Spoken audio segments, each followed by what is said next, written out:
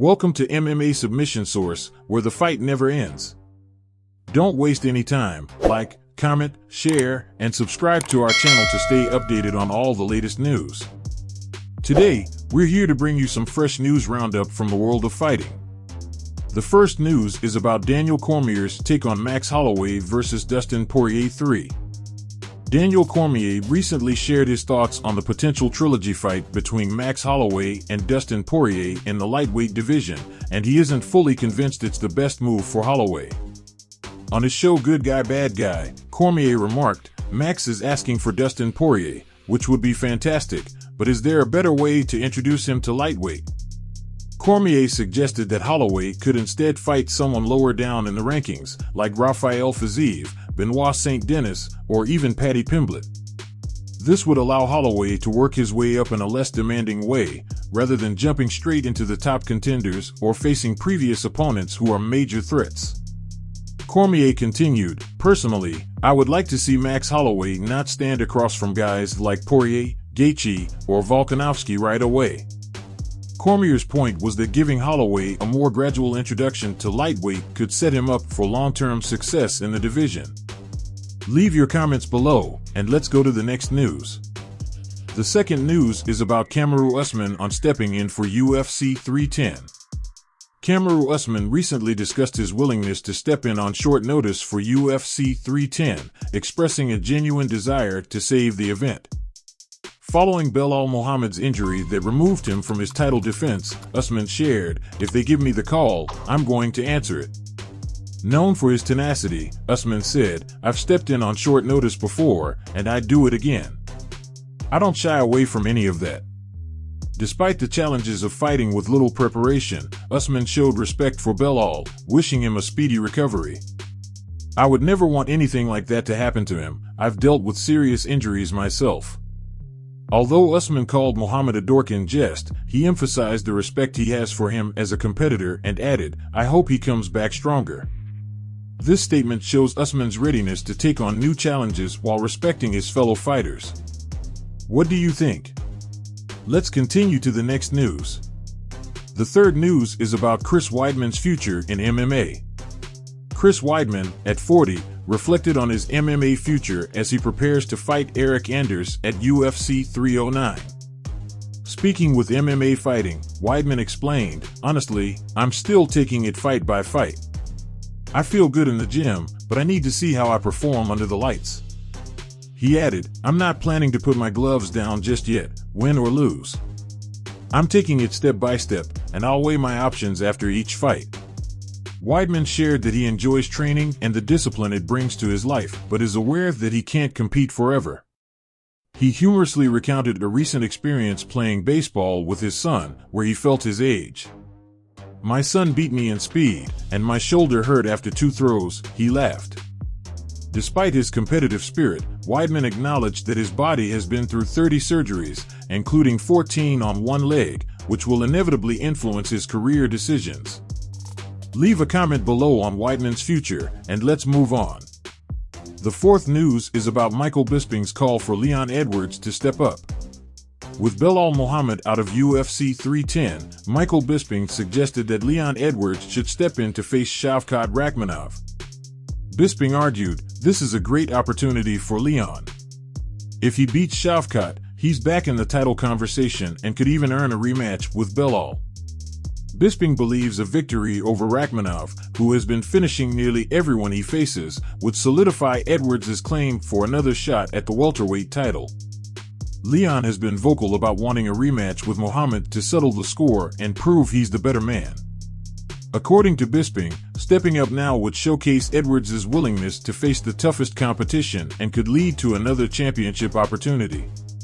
Let us know your thoughts, and we'll move on to the next news. The fifth news is about Islam Makhachev filming a documentary in Dagestan. Islam Makhachev is currently filming a documentary in the mountains of Dagestan, highlighting his journey and training regime. Known for his grappling prowess and intense training camps, Makhachev's documentary will give fans an inside look into the lifestyle and discipline that define Dagestani fighters. His journey has not only been about titles, but also about representing his home country on the world stage. The documentary is expected to feature fellow Dagestani fighters, including coaches and teammates who have contributed to Makhachev's rise. With exclusive footage of his mountainous training grounds and rigorous routines, fans can anticipate a deeper understanding of the mental and physical preparation that goes into each fight. Share your excitement for Makhachev's documentary, and let's continue with more news. The sixth news is about Bo Nickal's next fight. Bo Nickal recently appeared on Demetrius Johnson's YouTube channel to discuss his upcoming fight against Paul Craig at UFC 309. Nickal shared his excitement, noting, "This is a step up in competition, which is what I want. I'm looking for bigger challenges in every fight." He respects Craig's ground game and unique style, acknowledging that Craig has submitted some of the best fighters in the division. Nickal said he's been focusing on his own ground game and is excited to showcase his development in jiu-jitsu. "It's a chance to challenge myself and show the improvements I've made." Nickal remains confident that he can dominate both standing and on the ground, with his eyes ultimately on a title and multiple title defenses. What are your thoughts on Bo Nickal's approach to his career? Comment below, and let's go to the next news. The seventh news is about Khamzat Chimaev's training updates. After his impressive win against Robert Whittaker, Khamzat Chimaev has wasted no time in getting back to training, focusing on his striking. Chimaev has been seen working with top-level coaches to refine his stand-up game as he looks forward to a potential title shot. Known for his powerful wrestling, Chimaev aims to be even more versatile in the Octagon. Chimaev's recent performances have put him on track for a possible fight with middleweight champion Dricus Du Plessis. Fans and analysts alike are eager to see how Chimaev's striking will play into his future fights, given that his grappling alone has already made him a formidable opponent. Are you excited to see Chimaev's evolution? Let us know, and let's continue to the next topic. The eighth news is about Dricus Du Plessis mocking Sean Strickland. Dricus Du Plessis recently took to Instagram to mock Sean Strickland for becoming emotional during a podcast interview with Theo Vaughn.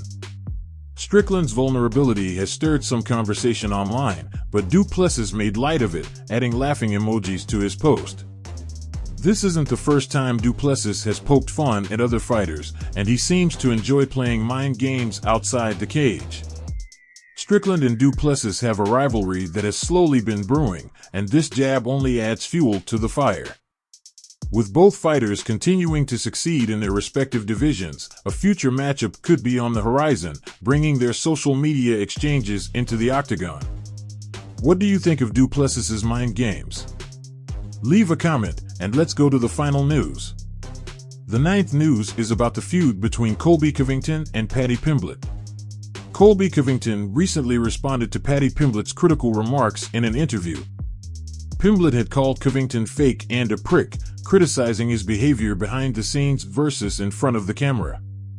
Covington fired back during an interview with Submission Radio, stating, "If Paddy fought me, it would be his last fight in the Octagon. I'd beat him so bad that he'd never be sanctioned to fight again." Covington also expressed interest in a fight with Shavkat Rakhmonov, whom he believes he could easily defeat. He acknowledged Rakhmonov's skill, but emphasized that his own pressure and experience as a champion would give him the edge. Covington's comments have only added fuel to his ongoing reputation as one of the UFC's most outspoken and polarizing figures. What do you think of Covington's latest remarks? Comment below. This is the MMA Submission Source channel. Like, comment, share, and subscribe to stay updated on the latest news in the world of fighting. On the screen, our latest news video and the playlist, The History of the Kings of Fights, are displayed. Click on it and watch. You'll enjoy it. Until next time, champ, and keep your guard up.